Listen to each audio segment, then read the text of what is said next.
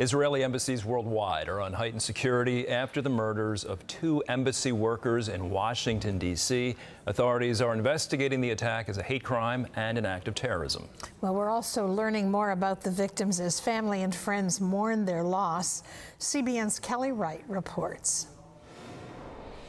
The killing of a young Jewish couple, staffers at the Israeli embassy in Washington, has shocked the world. The suspect is charged with the murder of foreign officials. Court documents reveal the shooting was captured on surveillance video outside the museum. It reportedly shows Elias Rodriguez firing at the victims several times. After they fell to the ground, he then walked into the museum where he turned himself into police, telling them he did it for Palestine and Gaza. U.S. Attorney for D.C. Jeanine Pirro told reporters Rodriguez also faces charges of hate crimes and terrorism. Violence against anyone based on their religion is an act of cowardice.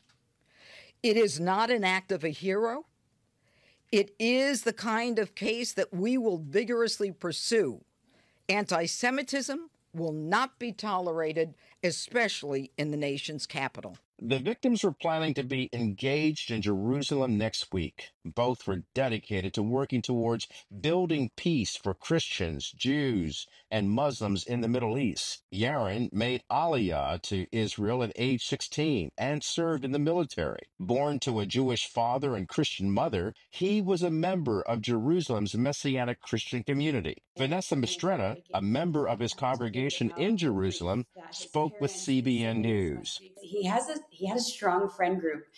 They were all just super close and loved God and loved Yeshua and just were passionate about really making an impact. He talked about his love for his family and Sarah. He always had a smile on his face and just was a peaceful guy that loved people well. And we all know that he loved Sarah. And, you know, I know that his family was looking forward to having him back here next week and to visit and to propose. And it's just really devastating. Sarah Milgrim was from Overland Park, Kansas, and involved with the local Jewish community. She graduated from the University of Kansas. At a vigil in her honor, a friend and former college roommate shared how Sarah advocated for reaching across political and religious divides, for brokering peace. The fact that the tragic murder of the 2 Israeli embassy employees happened in the United States heightens the concern over the rising cases of Jewish hate,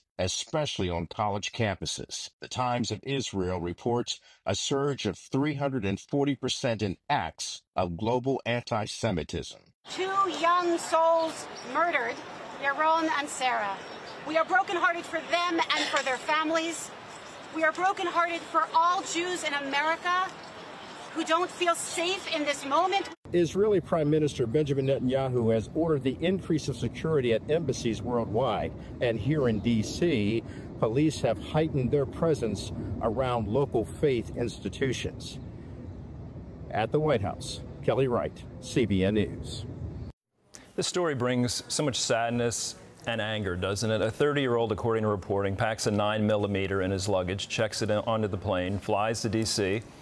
The next day, buys a ticket to a museum, then paces around outside and shoots and murders 2 innocent people who were devoting their life, reporting says, to helping bridge political and religious division. And when one of them tried to crawl away, he ended it. To deny anti-Semitism is on the rise in this nation is